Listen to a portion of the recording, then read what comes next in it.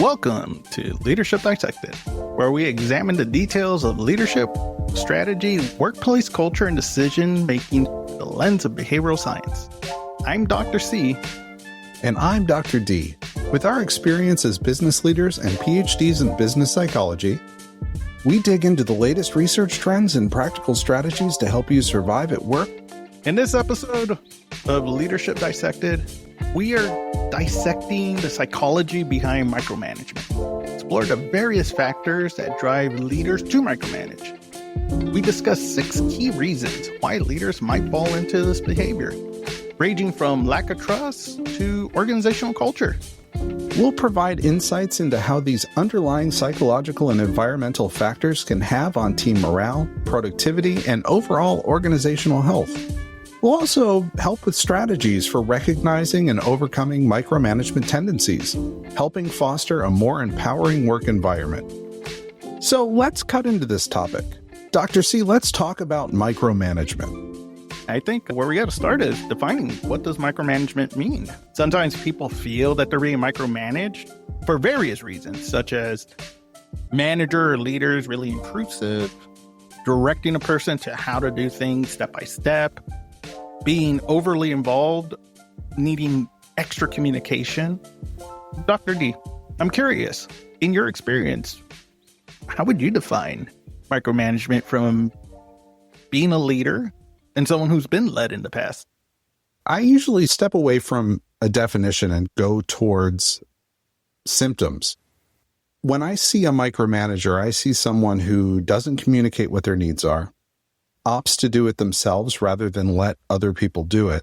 And when they do ask other people to do it, they want it in only their way. It has to fit exactly their expectation, or they're going to redo it and do it themselves. So it really falls into 3 categories: the ability to communicate what they need, the flexibility to allow for a person to inject their own creativity and their own approach into the work product, and the ability to let go and let somebody else actually do something. So those 3 rules are violated, then somebody's probably a micromanager. No, absolutely. I think I want to dig into this piece of communication. I think with a lot of leaders, there's this assumption that their team members can read their mind. They have this idea of what the outcome's going to look like, but sometimes lack the ability to clearly define what is it that this person is asking for, what are expectations, what are the outcomes that they're really looking for. So I think when it comes to communication and leadership, micromanagement a lot of times comes from that inability to create clarity around what the expectation really looks like. Yeah, so this tendency that people think that they've explained a concept well enough or given detailed enough instructions, because when a person understands something themselves, there's this fundamental bias that they believe that everybody understands that same thing to the same level. Good communicators really do over-explain. Sometimes leaders have this tendency that they believe their team members can read their mind and make these assumptions based on what their expectations are. This creates some challenges for team members because when reality doesn't match what's in the leader's thinking, perception, or assumption, this can force a leader to feel like they have to dig in further and question more and, to an extent, micromanage the process to make sure that their expectation matches reality. Yeah, and I think a couple of components to leadership that when a leader has usually had a lot of time to think about a subject and a lot of time to contemplate on a subject before they give some instruction, or they might have had a lot of conversations with other leaders about a particular problem or a challenge that there's in the leader's mind who needs some support from their team or from other teams. They've built up some base level of knowledge, some deeper level of knowledge, and have maybe even achieved some level of consensus. The challenge is that leaders don't, when they're then relaying the information to their team and asking for instruction, they don't provide the same level of contemplation or detail. They tend to give a task and they say, build this or do it this way, without giving a lot of the reasoning that led them to that path of actually making that request. So the person who's receiving the task doesn't have enough information. They haven't had the time to contemplate. They may not understand the problem as fully as the leader that's giving them the instruction. So they might not be able to deliver in the same way that leader would because they have less information. They have less background. They have less understanding. What it sometimes feels like is you're trying to put together a puzzle without the actual image that you're trying to put together. So for managers, leaders, they have the box of the puzzles and they come to their team members and here's a handful of pieces. Put it together without a lot of communication and a lot of clarity around what are we actually doing? What's the purpose of this? What's the goal of this? And for a lot of team members, what also creates this sense of micromanagement is not understanding the purpose or the why of the work. Because for them, it's just being handed off to them. And Dr. D, I'm going to hand you this puzzle, put it together. I'm not going to tell you what the puzzle is. I'm not even going to tell you how many pieces it is. In my head, I know. I have the box in my office, so I can tell you what that final product should look like. But for our team members, set them up for fail. And then our intervention as leaders, as managers, is to start to micromanage because it's not coming out the way we want it to come out. Yeah, it's almost, to take your analogy a little bit further, it's almost not that you're giving somebody a piece of puzzle to put together. You're saying, hey, there's a missing piece to this puzzle, or I have 8 missing pieces to this puzzle, and I need you to build the piece and put the image on it and make sure that it's cohesive within the biggest puzzle, but then walking away and not giving all the information about what quadrant of the puzzle it is. What is the overall picture that we're trying to build? What's the shape that we need? Of course, it's not going to be correct. But that in itself is not micromanagement. Micromanagement is the phrase that I hate to hear, which is, it'll just be faster if I do it myself.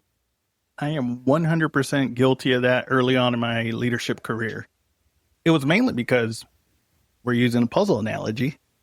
I was recognized for putting together puzzles really quick, really well. So I know how to put puzzles together. And early in my career, I was thinking, well, you don't know how to do it, so let me just do it. And what ends up happening for leaders, for managers, is one piece of work starts to pile on to other pieces of work, to other pieces of work. And there's an impact to team members. We're taking away their ability to do their work. We're also trying to force them to not be creative, to not have autonomy in how things are getting done. But more so, if it's not my way, then it's wrong. If I'm not getting every piece of information the way I want it, then it's wrong. And that was something I had to really develop, the ability not to go that route early in my career. And a lot of that was not realizing that I was being micromanaged for part of my career. When someone says, oh, every email, you need to send it to me before we send it out to anyone. That is micromanaging. That is not trusting the person to be able to put the message together that you want to convey. And often when I would do that early on in my career, my leader, my manager would just rewrite it. And it's like, okay, so why even have me write it in the first place? And that brings up a lot of different feelings, a lot of different implications to how people are impacted by micromanagement. I think that email example is a really good one because particularly when somebody's early in their career, they might not know the tone, the tempo, the tenor, the message. They might not just have their skills developed yet. Intuition that comes from having experience. The challenge with business is that so many first drafts are put out as the final draft. And if something is important, it takes some level of iteration. If a person writes an email and you want to make sure because of the audience or for whatever reason that I want to review it before it goes out, you should allow for enough time to allow for feedback cycles. So, Dr. C, please write this email going to here, but I'd like to see it before it's going to an important audience. There are a couple of key things. I want to make sure politically, wherever it goes, it's going to land the right way. So let's go over it together, or let's look at it. And then I will give you some feedback on any improvements that might make it palatable and teach you why those things are important. If, as you said, send the email, the person just rewrites it, and there's no feedback, then you didn't actually learn anything from it or understand why that person rewrote it. Or they could just be a micromanager and want to do it their way, exactly their way. I think there's a balance. People are very quick to jump to this person's micromanaging. Are they micromanaging you, or are they actually giving you feedback and holding you accountable? So there's this balance, and sometimes people are quick to throw around micromanagement because it's a catchy phrase. People have an idea of what it means, but also attribute it to, I may not have a good relationship with my leader or my manager, and they're asking to check my work because maybe I have some performance challenges. And then all of a sudden, it feels like I'm being micromanaged because person's actually checking my work now. So there is a little bit of a distinction, I think, that people have to make when it comes to what is micromanagement and what is manager managing you. And what is collaboration? Some people, so I was on a consulting project with other team members. I was the more experienced person on the team. We developed a work product. We divided the work up. People put real effort into the work product. It came to me. I reviewed it. I would say, hey, we need to edit it this way, this way, this way, that way. I then heard feedback. What, you didn't like my work? What's wrong with it? We have to make sure it's cohesive across all these other parts. Lots of reasons, but it didn't really matter because the folks I was working with, at least one of them, all they heard was my first draft wasn't perfect. I was expecting that my first draft was the finished product. And my expectation was there's collaboration around this. Well, the other person got discouraged and left the work to sit because they were discouraged. I ended up having to then redo the work, and it did make me look like a micromanager because we had a client deliverable. We had to satisfy and deliver a work product. So without clear understanding of the evolution of work development, it can create misunderstandings about what is micromanagement. And then in a pinch, somebody just has to get the work done. Absolutely. And I think that's important to understand that feedback is received in a lot of different ways. And we have to really stress how we communicate expectations, how we communicate the vision, the goals, because people are going to interpret it within their frame of reference. So I think in that example, that person framed it as, hey, in my experience, if I just go ahead and submit this, people accept it. It's almost like in school. Once you submit a project, you get a grade, and whatever grade you get, you move forward. But when it comes to work, it becomes more challenging because some of the pieces of work are longitudinal. So they're not just one and done. Yes, we do have a lot of one and done projects. Often it's a component that's built upon the next piece. If we don't have a good foundation for feedback, for communication, it can create this perception. And a lot of times can create people starting to practice micromanagement. Because now it's a little bit of that trust challenge where you were supposed to deliver, but you didn't. So it's harder for me to trust you to actually deliver it. It's safer for me just to do it. So we have 6 reasons why. I think there's actually a 7th reason embedded in here, which is it really micromanagement? I think the test that we have to ask ourselves is, are we expecting that this one, is there a reason why somebody else is getting involved? In your email example, was there somebody who was getting involved for a reason? Everybody's different, circumstances, where that person is in their career. There's just so many different challenges to that. But really, was that person trying to give you feedback, or was that person just a micromanager? I think the person was likely just a micromanager, but you have to that person wasn't communicating clearly enough if they weren't to say, this is why I need to review it. This is why. They were operating on a set of assumptions that were different than your own. So I think the real first question is micromanagement really happening? I think for both leaders, managers, and team members, they need to take a step back and really look at what is causing this, what's at the root of this. And I think there's this assumption that we have all the pieces. But the reality is 95% of the time, we probably have half of the pieces and we're trying to make the deliverable deliver. So often, maybe even the leader doesn't have all the pieces. The leader doesn't have all the pieces. And they're operating with limited information as well. And so they're trying, their name is on it just as much as the person that they've delegated it to. So we've talked about, and I think this gets into the first reason, which is the lack of trust and need for control. If I'm somebody who doesn't trust in other people's abilities, and I have a strong need to make sure that because my name is going on it, it's going to be important, and therefore it has to meet my own personal standards, and I don't trust another person, then I'm probably just going to do it myself. And that's going to give the projection that I am a micromanager. I receive work. I don't believe that the other person that I would delegate it to would do a good enough job. Therefore, I do it myself. That is a lack of trust and a need for control reason for micromanagement. Absolutely. And I think in previous episodes, we talked about there's a risk tolerance to trust.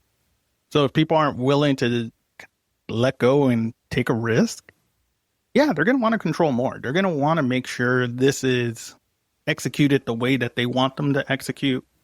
They may have that additional information that can't be shared with other team members. Like I recall, there was a project I was working on, a very confidential, very high-risk project for an organization, but I couldn't share what this project was with my colleagues. I could only ask them for pieces that I needed delivered. That becomes a real big challenge because not only, it's not that it can't trust you, it's that the organization has to control some of the messaging process. And if we're not able to share, what that does is that also starts to erode the trust. And it now becomes, well, I trust you a little bit less. On the other side, the control might be protection. We might micromanage team members because we're trying to protect our team members. We know that the expectation of deliverable has to be at this certain level. And if we know there's a skill gap there, we may micromanage, be overly controlling, overly involved in an effort to protect a team member. I think that's a good example of that consulting project I was talking about. I was working with the clients directly.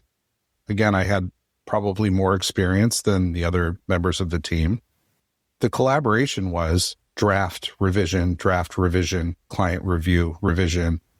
But there was an expectation that at least one person on the team, that the first draft was the finished draft and that no other edits should happen. Now, I wasn't satisfied with the final draft. I don't believe the client would have been satisfied with the final draft. So it got reworked. And that need for control wasn't out of a lack of trust. It was out of one of our others, maybe a need for perfectionism. But that need for control definitely did come from wanting to present the right information in the best way so that we maintain trust with our client. Absolutely. It's a tough balance because we want people to be successful. We want our team members to be successful. But there's also that need for control and the need to be successful.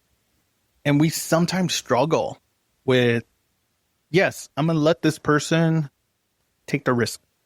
Try to do it, let them fail. Problem is, there's situations where people can't always be let fail. I do a lot of work with healthcare. Person failing can adversely affect someone's life or take someone's life. So there's that risk tolerance. And sometimes there is a need for micromanagement in these spaces. Not so much the negative connotation of it, but more so creating these more strict checks and balances and creating the space to actually hold people accountable. Yes. When thinking about the need to control, in your experience, Dr. D, what can people do to help foster that, to reduce that rationale to micromanage? I think explaining more, honestly. I think over communicating the why. Now, you brought up the example of you were working on a project that you couldn't share. I've done a lot of M&A work, mergers and acquisitions. Oftentimes, those are very confidential. And you can't explain, but you can explain that I can't explain. When I'm doing that M&A work, people usually know that I am responsible for a confidential project, and I built up trust in other parts of the work that I do, that they'll share the information without asking a lot of questions. So if micromanagement is the result of a lack of trust, then trust building is the solution. And the best way to build trust is to communicate as much as you can within the bounds of what you can communicate, and over communicate. And don't just say it once, say it many times. It takes sometimes 3 or 4 times explaining something for somebody to really understand what you're asking for. And if you are concerned that the person that you're delivering a message to doesn't understand or doesn't understand fully to your level, explain it again or ask them for feedback. Use active listening to hear what it is that they intend to deliver and make sure that it fits the explanation and the need that you're delivering.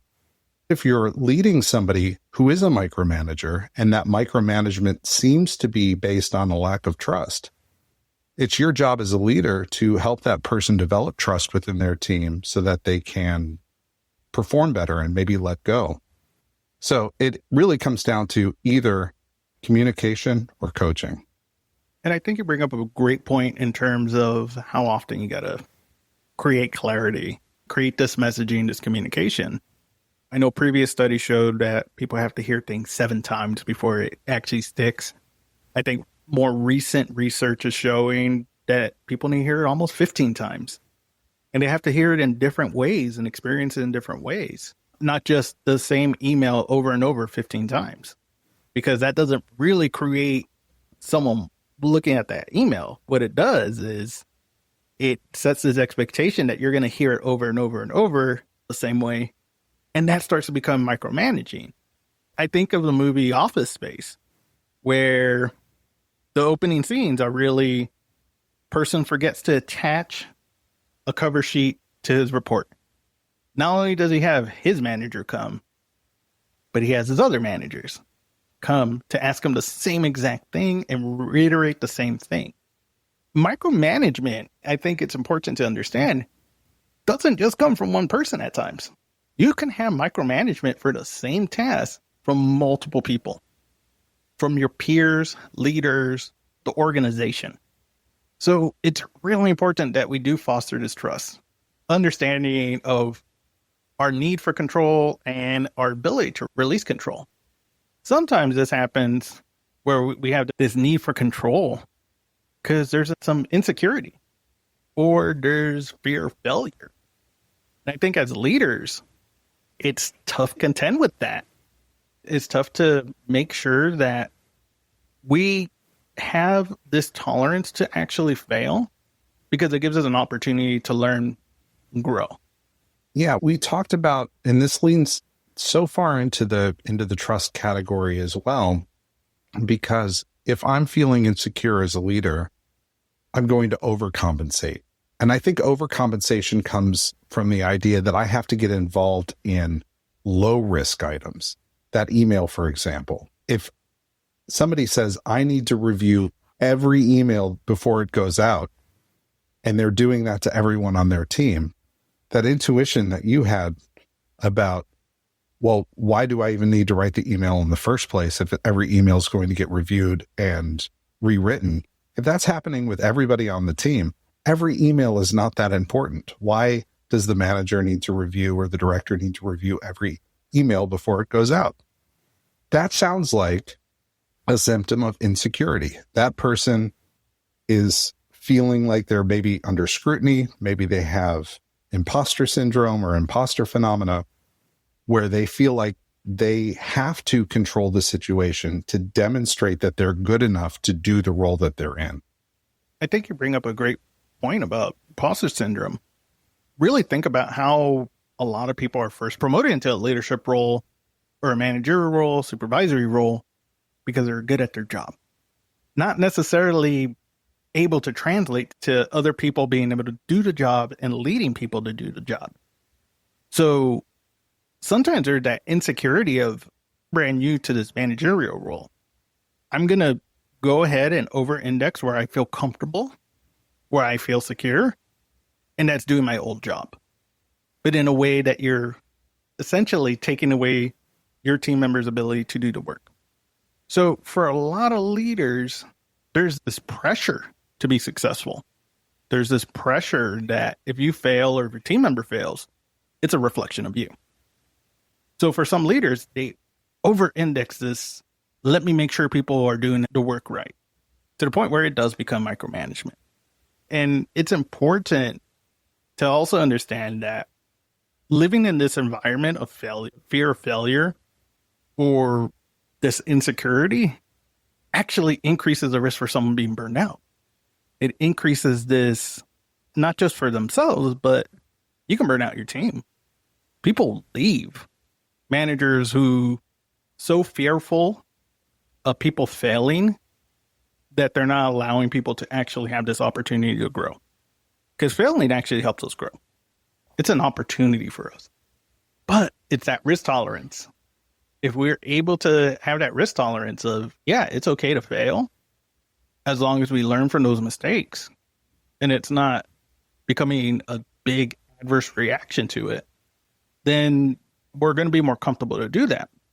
With that being said, organizational culture, the environment that's built around that, plays a big role in the amount of pressure or the amount of fear of failure really plays into people micromanaging. Yeah. If someone ever describes a culture as you're either up or out, that is a fear of failure. When someone says we have to keep progressing, you can make a mistake once because you don't make it a second time because you're probably not with the organization anymore. You're not creating a culture where people feel confident taking risks or putting their neck out there or innovating. It actually erodes self-confidence. And so a culture that is endemic of risk aversion and high pressure, you have to perform at your top level at all times, that sends the message that I have to do it myself. And it reduces the ability for somebody to collaborate. It reminds me of in different cultures. They show this in different ways. I think what comes to mind is in Japan, where if you're not performing, you get a death by the window, which you can think of all the implications behind that. In the US, we think, hey, I got a death by a window. That's a good thing. But culturally, for organizations in Japan, that's not a good thing. That means that you're pretty much on your way out, or you're going to have to see yourself out without them actually letting you go. But I think that's important that we understand for a lot of organizational culture. We can foster that behavior. We can create this high pressure environment to be successful, but the risk to it is you're going to create an environment where micromanagement is the norm. Because again, a lot of times your team's success is attributed directly to your success, which makes sense, but that over-indexing of micromanagement, of giving too much feedback or too much control. Mind you, that feedback is probably more opinion and criticism than actual actionable feedback. We have to take that step back and look at the environment of what are we creating? Are we creating a safe environment that encourages people to take calculated risk and learning from those mistakes? Or are we trying to aim for perfection? Which actually is one of those other areas that creates micromanagement, is actual people who want to be perfectionists. I often think there are a couple of reasons for the need for perfection in work. One, is that there's a real reason for it, that you want to put your best foot forward for a client or for a customer, or that you're trying to make a name for yourself on a project. There's some reason why you're putting a high level of self-focus and individual focus on a project or an outcome so that the work can be perfect. The challenge with that thinking is often by doing it all yourself, or by thinking that you can make it perfect by you being more involved, you're actually cutting other people out, or a person might be actually cutting another person out of the collaboration that could make the work product better. Everyone has their own point of view. They can't consider every point of view. The honestly hubris that one person, by me getting involved and doing it myself, can make it perfect is ridiculous. Yeah, I have very strong opinions when it comes to perfectionism in the workplace. There can't be perfectionism. I think if things were perfect, I always worry something's wrong. Because the reality is I don't think we can truly get anything perfect. We can get it into tolerable specs where we can get almost there, but it's never going to be perfect. The perfectionism, and this is where it creates a lot of stress for people, is they're going to dig in and find something wrong. We don't always have all the perspectives that we need. And I tend to tell my team, I only know what I know. So when we get into this perfectionism, I like to say perfectionism trap, we're setting ourselves up for failure. Yeah, because perfectionism is an interesting thing, because perfectionism, I agree with you, can never be achieved. You can always strive for perfect, but you're never going to get it. As soon as you hit send on the email, you're going to find the typo that you missed. It's just going to happen. There's always something that is going to be wrong. My favorite is when you don't put it BCC for everyone and people start replying all. That is an imperfect outcome. The thing about what people sometimes say, oh, that person is a perfectionist. Sometimes they might be over-indexing, overcompensating, and putting more effort into something that is necessary. And that comes out of ambiguity. They might be uncomfortable with the idea of something being unanswered, some risk that hasn't been considered, some outcome that they feel is undeterminable. So they put more effort in than is necessary. And that comes down to a risk tolerance thing as well. A lot of people, I would say most organizations, don't understand the risk tolerances of the leaders that are making decisions. And risk tolerance goes a long way, particularly when there's a high stakes project. If there's a low risk tolerance and the outcome or the options are ambiguous, people tend to lean towards perfectionism because they're trying to answer all these questions and figure out what the outcome's going to be. And they put too much effort into, rather than just picking a stake, moving in that direction, getting lots of collaboration and feedback, and bringing it to the work so that it represents a lot of voices and everyone's thought processes rather than just their own. They want the outcome to be perfect rather than it to reflect the appropriate amount of risk and to clear up just enough ambiguity so that you can make a decision and go in the right direction. I think a lot of that comes from our previous experiences. I think for many managers and leaders, they at one point or another have experienced micromanagement. And a lot of times there's an expectation for things to be perfect. So we take these behaviors, we take this experience, and if you don't have as extensive experience as a leader, as managing projects, managing other people, we're going to assume that that's the right way to do it. We're going to assume if we micromanage, if we pull full control, that's how things get done. And a lot of times we have leaders that we've experienced that are micromanagers that treated us in that fashion. We also look at, well, they got in that position somehow. They got to that level in the organization through this behavior. So it becomes a natural Well, let me replicate the behavior because apparently in this organization that's shown success. But those negative experiences, those negative leadership practices can be a little bit malignant. They're going to grow. They're going to become more harmful because now you're creating a whole organizational culture around micromanagement, around setting these high expectations that are really unachievable if we're always striving for perfection. I think of the agile model where it's really about making iterations, being okay with imperfect perfection and moving forward. When people are micromanaging, where they're looking for perfection, a lot of times they're actually getting stuck. And this is where that behavior, that control piece of the manager, the leader go, well, if you're not doing it right, I'm going to do it now. I like the idea of fail fast and iterate. That's a great way to get through a problem quickly and recognize that I don't have all the answers. I've got to find where the failure point is so that we can make it a little bit better next time and get some feedback and get some insight about that. It's funny that you talk about exposure, and I think it's not just what you experience as your previous boss in your past or boss in your formative years about the expectation of micromanagement, that that person made it into that role and therefore they're successful. I think sometimes that's family culture. I think that's sometimes how people were raised, that there is an expectation that the output that you have has to be so good for any of these reasons that we talked about. You can't trust other people, therefore you have to do it yourself. You have to be perfect because my expectation of you as a child, or my parents put that expectation on me that I had to be perfect.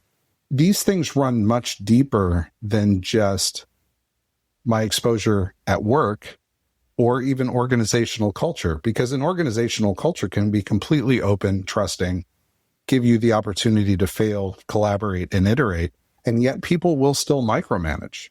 And so there is an individual component to this in their personality. It could be driven by ego. It could be driven by stress. There are a lot of reasons why someone will micromanage, and not all of it is because of the culture or the environment. I think it's important to remember that a person's personality plays a huge part in whether they have a tendency to micromanage, and the level of stress that they're under. They might not be a micromanager all the time, but under stress, their micromanagement tendencies come out and they tend to shut off collaboration and lean into just do it themselves. And sometimes that's been successful for them and it's been positively reinforced. I think it's important that we do talk about that reinforcement. People are going to utilize behaviors that they've gotten a positive response for. I actually think of a person had a closer relationship with a couple years back who very much felt that they had to micromanage their work life because felt they had to over-index their control, their micromanagement when it came to work, their personal life. And a lot of it stemmed from not having that acknowledgement growing up and starting to receive it in the workplace. Parents were a little bit more detached, but a lot of times people over-index this behavior of micromanagement because that reinforcement has happened. The person is getting the recognition that they maybe were lacking, which in turn also feeds that ego, feeds that you're doing the right thing by doing this behavior because things are getting done. But that's very much setting a person up for failure long-term and also for burnout. Because again, we can't keep reinforcing these behaviors because what ends up happening is you start creating this toxic environment. You start bringing in the wrong personalities. Instead of it being a collaborative environment, people feel like I need to narrow my scope, do what I need to do. Otherwise, my recognition, my authority, my power is going to be taken away from me by my manager. And a lot of times with the micromanagement, it's going to be taken away anyway. So it's important to understand that organizational broader culture also impacts this. If we're creating this environment, people then question, oh, why is there people being micromanaged? Why do we have a revolving door where people are leaving unsatisfied? but the organization is driving this. The organization is creating the environment where if things are not done to specifications of a certain person, certain leader, then they're a failure. They're not done at all, which also creates this environment of picking and choosing what's actually going to be worked on. Yeah, and a conundrum, because an individual leader can corrupt a corporate culture, an intended culture. They can create an atmosphere. Your organizational atmosphere can be corrupted by a leader who is a micromanager. And if that goes unchecked, uncorrected, uncoached, unresolved, and that continues, then people tend to hire people like themselves and look for and reflect their own individual traits in those that they want to work with. Therefore, a powerful leader in an organization with micromanagement tendencies will hire other micromanagers because that's the way they're used to working, and that's the type of leader that they want to work with. So your entire culture can be one of micromanagement because one leader has enough influence to hire other people like them, and it becomes part of their culture. But I think the question is, Dr. C, if it is part of your culture, how do you solve that? The very first step is try to understand what's at the root of it. What's the root cause of creating this environment where people feel like there's a need to micromanage? Understand that sometimes it's based on trust, that fear of failure. There's that high level of anxiety for performance. A lot of that really comes from creating clear expectations and understanding of what is the goal? What is the vision? And I think that's where a lot of leaders struggle, is taking these concepts, taking these ideas, creating a vision of what the expectations are going to be for the team. I think the crux of a lot of relationship issues, a lot of management issues, a lot of leadership issues is people are just not good communicators. There's this expectation that people are going to understand your context, understand the way that you say the words, and think the same way. So as leaders and team members, we got to take a step back. We got to ask questions. We got to figure out if we're getting actually clear to what is it that we need? What is the outcome that we're aiming for? But also understanding a lot of the why behind some of the behavior. Yeah, and those whys I've heard through the conversation where, one, is it really micromanagement, or is it collaboration? Is it accountability? That's really the first question that you have to answer. Another reason is, as you mentioned, lack of trust and need for control. Another reason is insecurity and fear of failure, perfectionism and low tolerance of ambiguity, previous experience, whether it's exposure from previous bosses or from childhood or the way you're raised or your family culture. Could be personality or ego driven. And the thing that trumps all of them is organizational culture. I heard that communication is important. Over communicating is a solution. Trust building is a solution. Sometimes coaching and maybe even therapy is necessary to overcome these deeply ingrained traits that might be driven by personality. And most importantly is the culture in which you operate.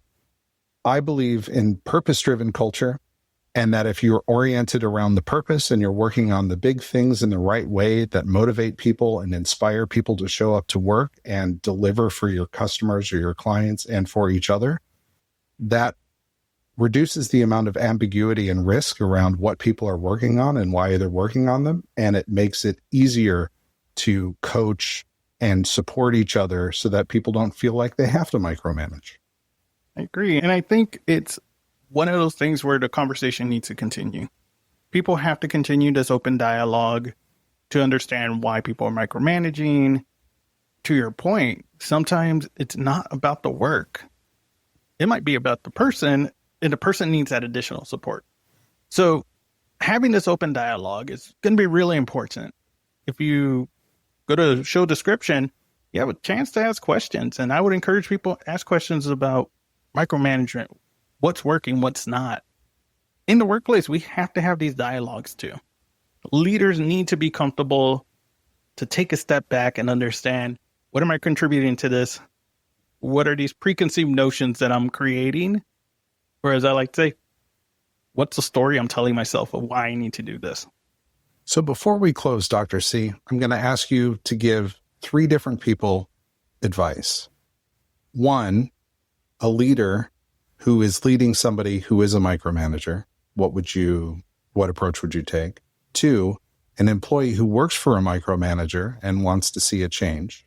And 3, you recognize you're a micromanager, but you're not quite sure what to do. Sure. Well, let's start with the leader. Leader recognizing that one of their managers is a micromanager. I always like to ask the question of, what do your team members contribute to this? It gives you a good understanding of how the person is framing their work, how they're framing their involvement with other people. The other piece is, I need to ask how comfortable this leader is to actually take a step back, to give up a little bit of control. And it may be because there's some gaps in their team members' skill sets. There might be some gaps in this manager, leader skill sets, where they are having this fear, this anxiety. So as a leader, when you're trying to address someone being a micromanager, it's 1, setting clear expectations with them. Clear expectations of what you expect from their team, in a sense of what you want to see contributions from, but also helping that leader celebrate the wins of the team, opposed to, we just got it done.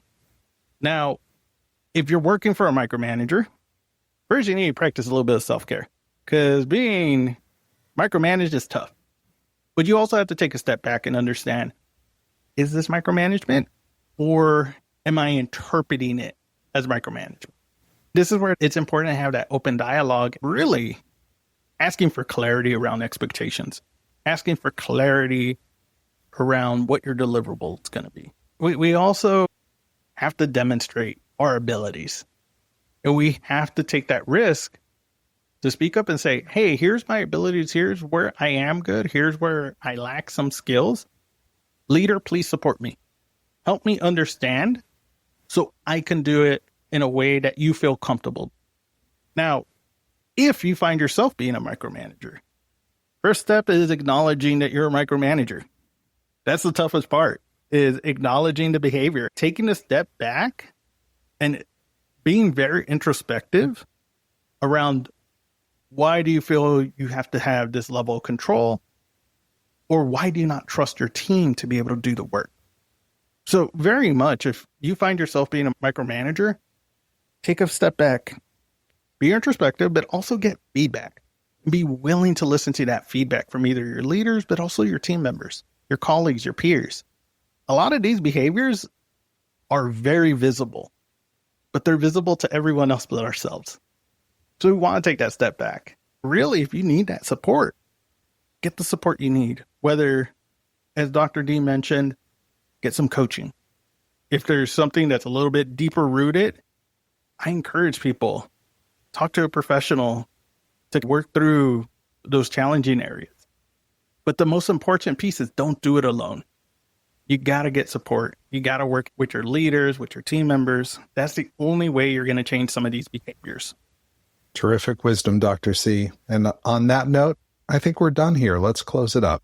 I am Dr. D. And I'm Dr. C. We'll continue dissecting leadership to bridge the workplace and psychology.